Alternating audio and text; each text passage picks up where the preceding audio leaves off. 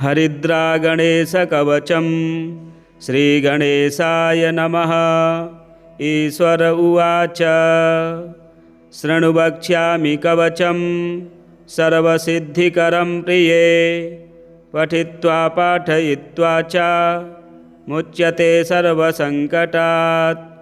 अज्ञात्वा कवचं देवी गणेशस्य मनुं जपेत्। सिद्धिर्न जायते तस्य कल्पकोटिशतैरपि। ॐ आमोदश्च शिरः पातु प्रमोदश्च शिखोपरि। सम्मोदो भ्रूयुगे पातु भ्रूमध्ये च गणाधिपः। गणाक्रीडो नेत्रयुग्मं नासायां गणनायकः।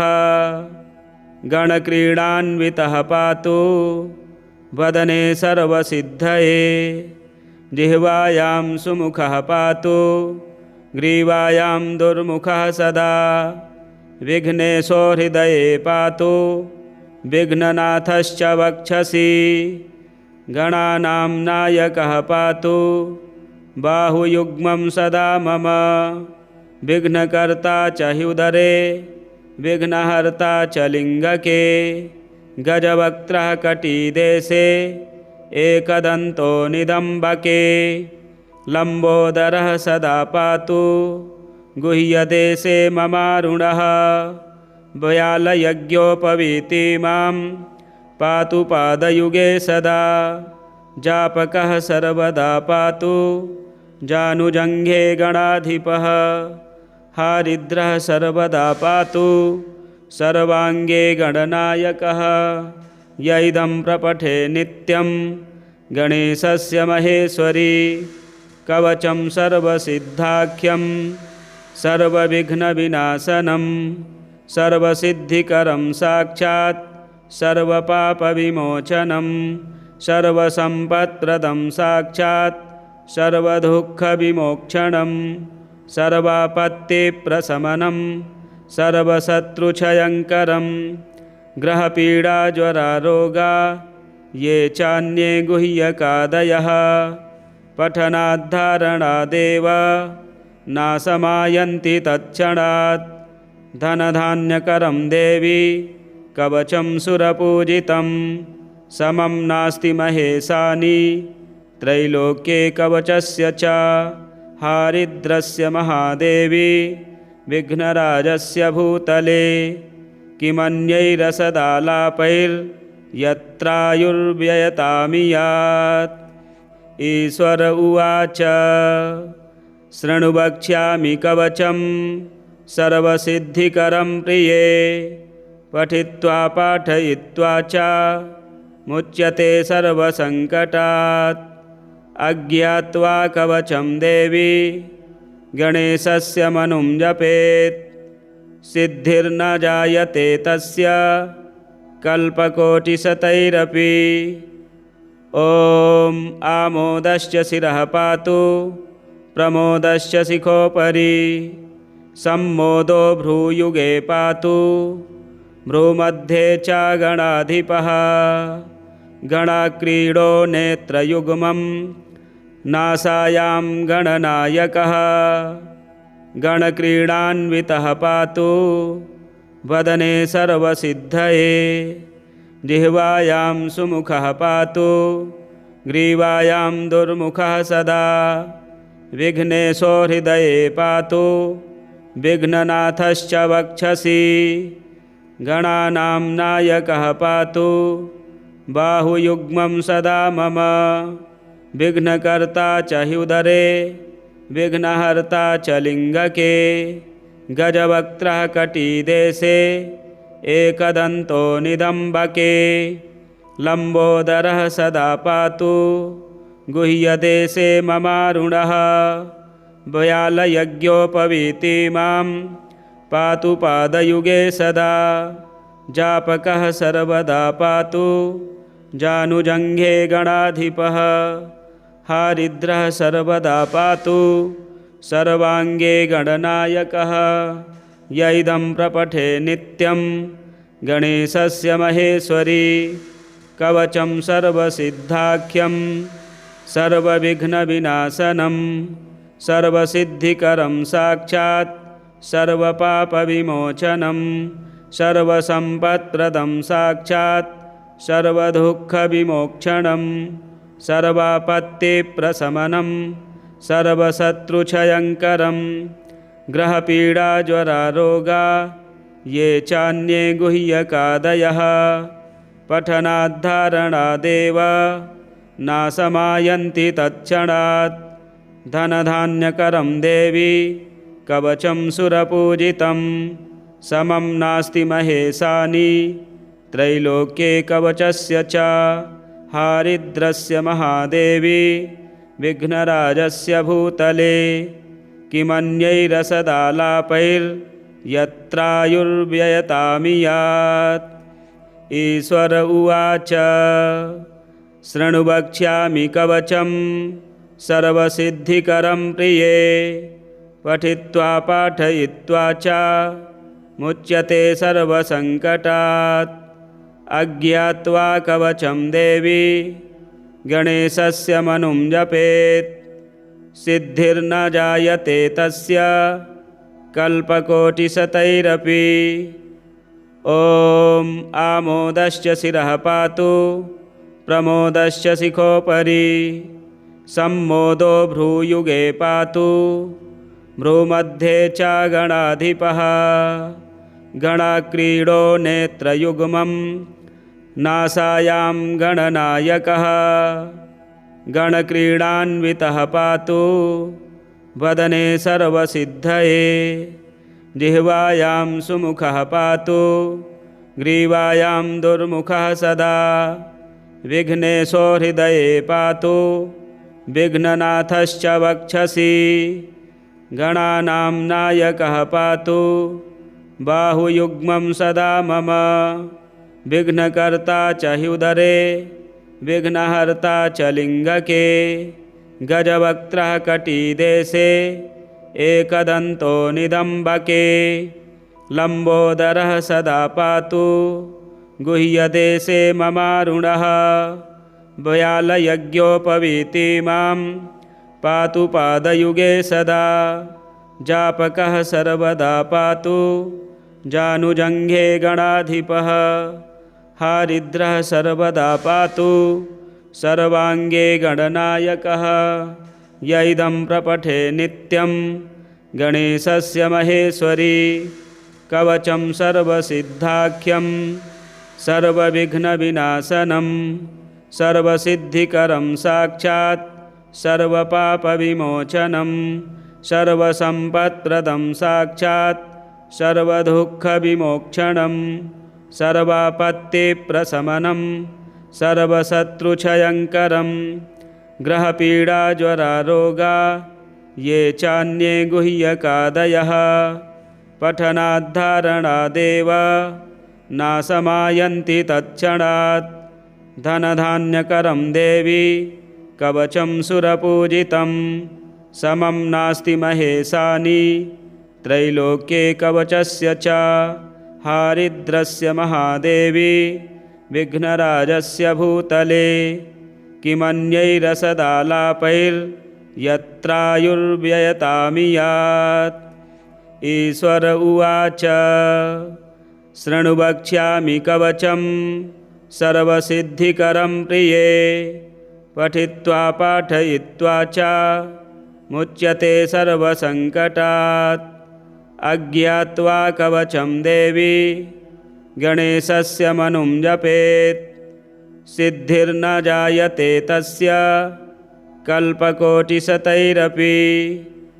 ॐ आमोदश्च शिरः पातु प्रमोदश्च शिखोपरि सम्मोदो भ्रूयुगे पातु भ्रूमध्ये च गणाधिपः गणाक्रीडो नेत्रयुग्मं नासायां गणनायकः गणक्रीडान्वितः पातु वदने सर्वसिद्धये जिह्वायां सुमुखः पातु ग्रीवायां दुर्मुखः सदा विघ्नेशो हृदये पातु विघ्ननाथश्च वक्षसि गणानां नायकः पातु बाहुयुग्मं सदा मम विघ्नकर्ता च ह्युदरे विघ्नहर्ता च लिङ्गके गजवक्त्रः कटिदेशे एकदन्तो निदम्बके लम्बोदरः सदा पातु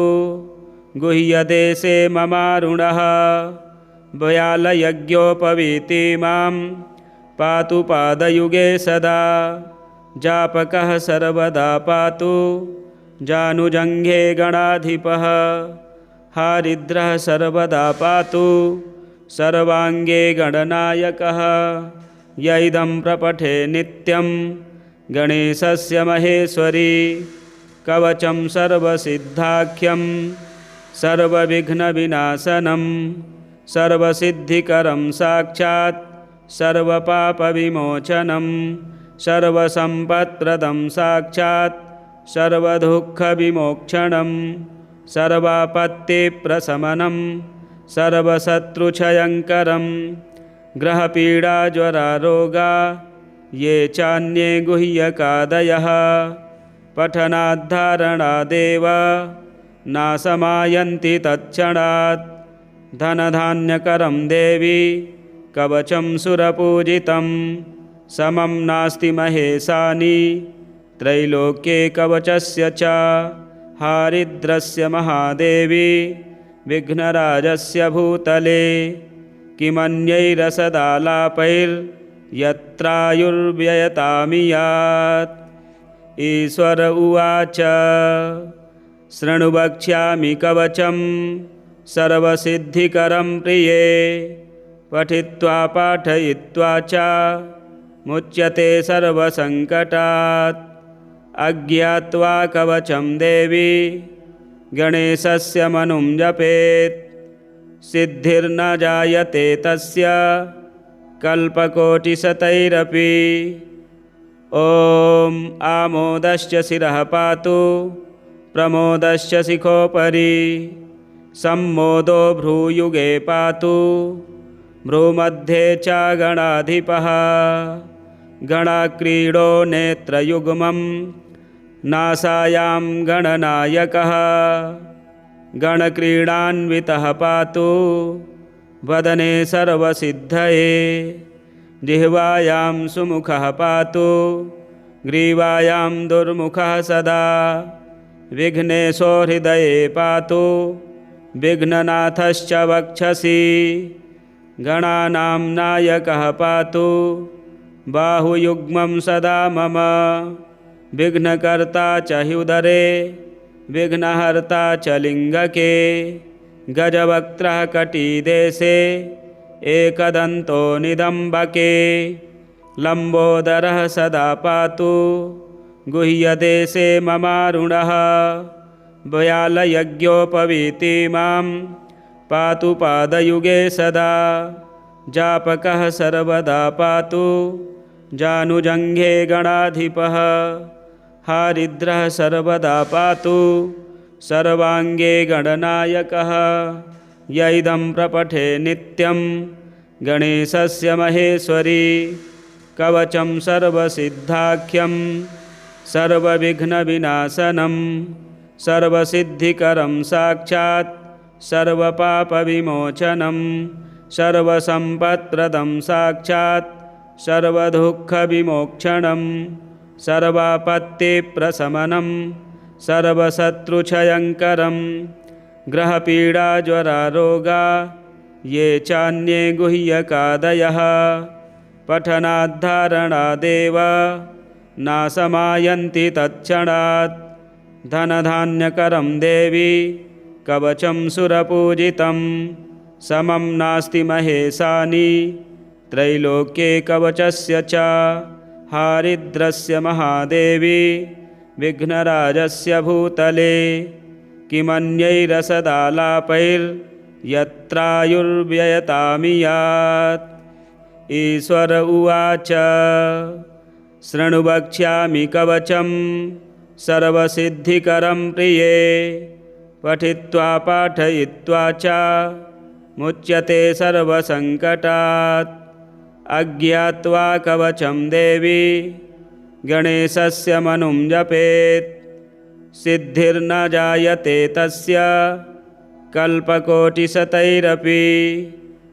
ॐ आमोदश्च शिरः पातु प्रमोदश्च शिखोपरि सम्मोदो भ्रूयुगे पातु भ्रूमध्ये च गणाधिपः गणाक्रीडो नेत्रयुग्मं नासायां गणनायकः गणक्रीडान्वितः पातु वदने सर्वसिद्धये जिह्वायां सुमुखः पातु ग्रीवायां दुर्मुखः सदा विघ्नेशो हृदये पातु विघ्ननाथश्च वक्षसि गणानां नायकः पातु बाहुयुग्मं सदा मम विघ्नकर्ता च ह्युदरे विघ्नहर्ता च लिङ्गके गजवक्त्रः कटिदेशे एकदन्तो निदम्बके लम्बोदरः सदा पातु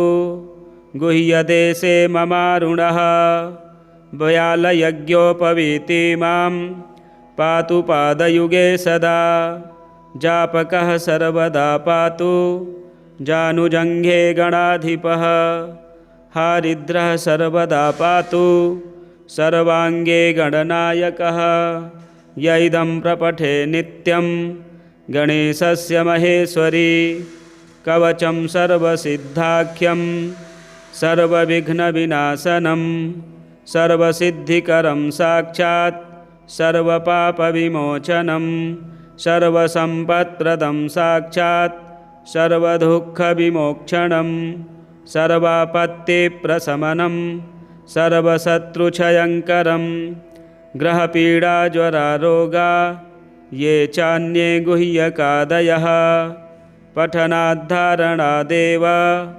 नाशमायन्ति तत्क्षणात् धनधान्यकरं देवी कवचं सुरपूजितं समं नास्ति महेशानि त्रैलोक्ये कवचस्य च हारिद्रस्य महादेवी विघ्नराजस्य भूतले किमन्यैरसदालापैर्यत्रायुर्व्ययतामि यात्। ईश्वर उवाच शृणु वक्ष्यामि कवचं सर्वसिद्धिकरं प्रिये पठित्वा पाठयित्वा च मुच्यते सर्वसङ्कटात्। अज्ञात्वा कवचं देवी गणेशस्य मनुं जपेत् सिद्धिर्न जायते तस्य कल्पकोटिशतैरपि।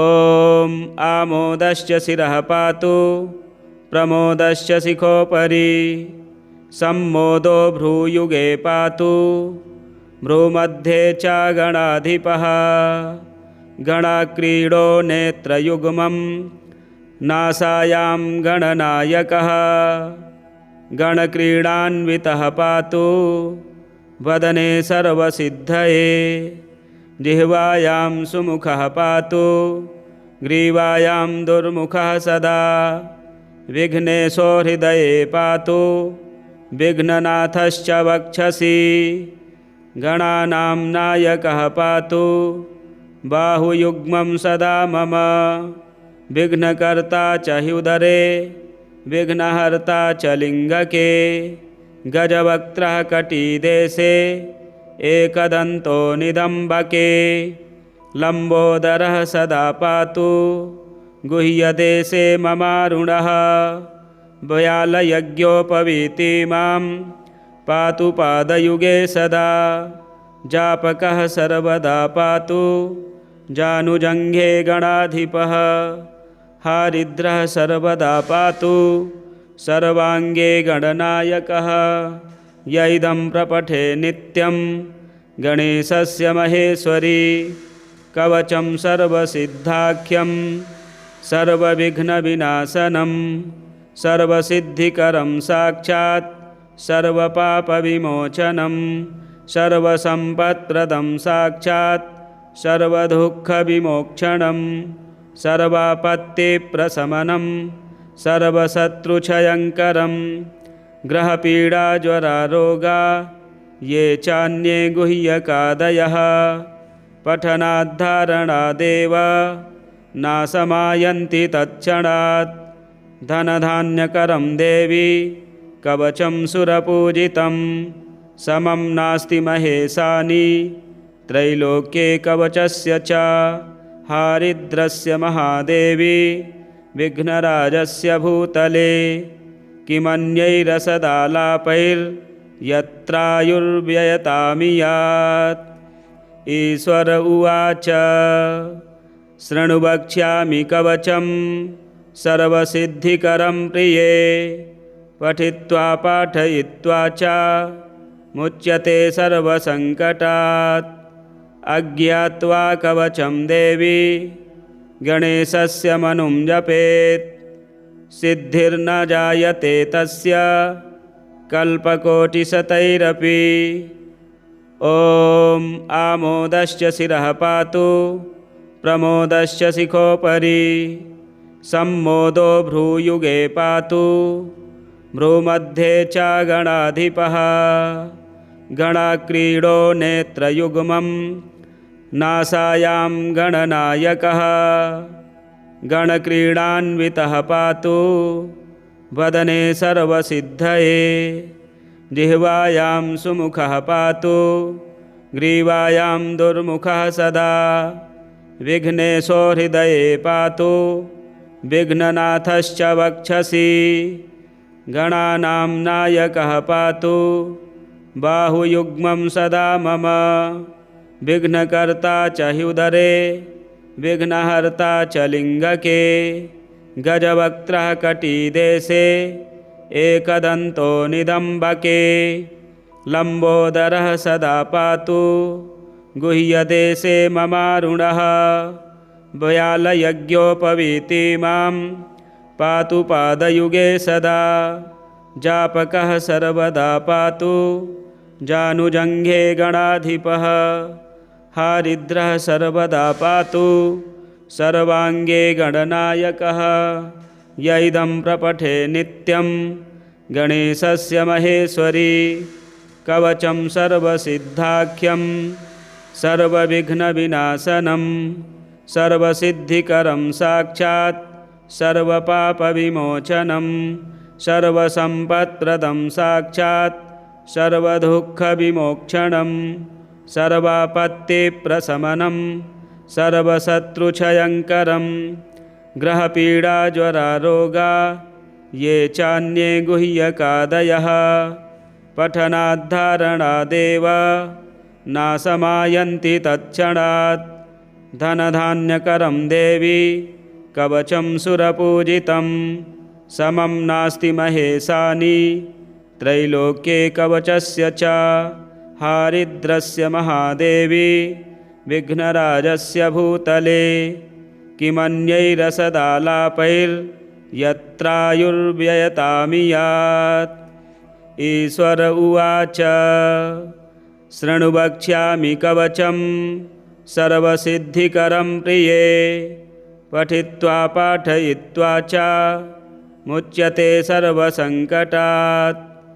अज्ञात्वा कवचं देवी गणेशस्य मनुं जपेत् सिद्धिर्न जायते तस्य कल्पकोटिशतैरपि।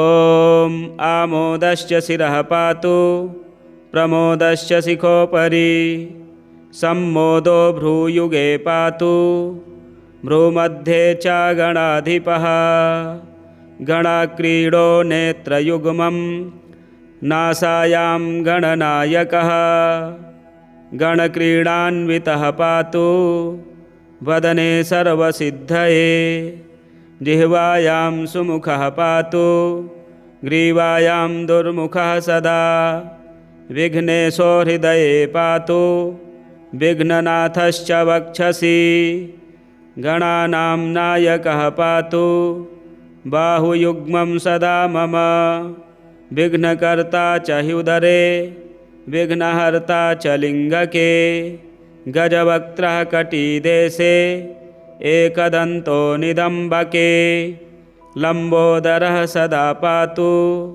गुह्यदेशे ममारुणः व्यालयज्ञोपवीति मां पातु पादयुगे सदा जापकः सर्वदा पातु जानुजङ्घे गणाधिपः हारिद्रः सर्वदा पातु सर्वाङ्गे गणनायकः य इदं प्रपठे नित्यं गणेशस्य महेश्वरी कवचं सर्वसिद्धाख्यं सर्वविघ्नविनाशनं सर्वसिद्धिकरं साक्षात् सर्वपापविमोचनं सर्वसम्पत्प्रदं साक्षात् सर्वदुःखविमोक्षणं सर्वापत्तिप्रशमनं सर्वशत्रुक्षयङ्करं ग्रहपीडाज्वरारोगा ये चान्ये गुह्यकादयः पठनाद्धारणादेव नाशमायन्ति तत्क्षणात् धनधान्यकरं देवी कवचं सुरपूजितं समं नास्ति महेशानि त्रैलोक्ये कवचस्य च हारिद्रस्य महादेवी विघ्नराजस्य भूतले किमन्यैरसदालापैर्यत्रायुर्व्ययतामियात् ईश्वर उवाच शृणु वक्ष्यामि कवचं सर्वसिद्धिकरं प्रिये पठित्वा पाठयित्वा च मुच्यते सर्वसङ्कटात् अज्ञात्वा कवचं देवी गणेशस्य मनुं जपेत् सिद्धिर्न जायते तस्य कल्पकोटिशतैरपि ॐ आमोदश्च शिरः पातु प्रमोदश्च शिखोपरि सम्मोदो भ्रूयुगे पातु भ्रूमध्ये च गणाधिपः गणाक्रीडो नेत्रयुग्मं नासायां गणनायकः गणक्रीडान्वितः पातु वदने सर्वसिद्धये जिह्वायां सुमुखः पातु ग्रीवायां दुर्मुखः सदा विघ्नेशो हृदये पातु विघ्ननाथश्च वक्षसि गणानां नायकः पातु बाहुयुग्मं सदा मम विघ्नकर्ता च ह्युदरे विघ्नहर्ता च लिङ्गके गजवक्त्रः कटिदेशे एकदन्तो निदम्बके लम्बोदरः सदा पातु गुह्यदेशे ममारुणः व्यालयज्ञोपवीति मां पातु पादयुगे सदा जापकः सर्वदा पातु जानुजङ्घे गणाधिपः हारिद्रः सर्वदा पातु सर्वाङ्गे गणनायकः य इदं प्रपठे नित्यं गणेशस्य महेश्वरी कवचं सर्वसिद्धाख्यं सर्वविघ्नविनाशनं सर्वसिद्धिकरं साक्षात् सर्वपापविमोचनं सर्वसम्पत्प्रदं साक्षात् सर्वदुःखविमोक्षणं सर्वापत्तिप्रशमनं सर्वशत्रुक्षयङ्करं ग्रहपीडाज्वरारोगा ये चान्ये गुह्यकादयः पठनाद्धारणादेव नाशमायन्ति तत्क्षणात् धनधान्यकरं देवी कवचं सुरपूजितं समं नास्ति महेशानि त्रैलोक्ये कवचस्य च हारिद्रस्य महादेवी विघ्नराजस्य भूतले किमन्यैरसदालापैर्यत्रायुर्व्ययतामियात् ईश्वर उवाच शृणु वक्ष्यामि कवचं सर्वसिद्धिकरं प्रिये पठित्वा पाठयित्वा च मुच्यते सर्वसङ्कटात् अज्ञात्वा कवचं देवी गणेशस्य मनुं जपेत् सिद्धिर्न जायते तस्य कल्पकोटिशतैरपि ॐ आमोदश्च शिरः पातु प्रमोदश्च शिखोपरि सम्मोदो भ्रूयुगे पातु भ्रूमध्ये च गणाधिपः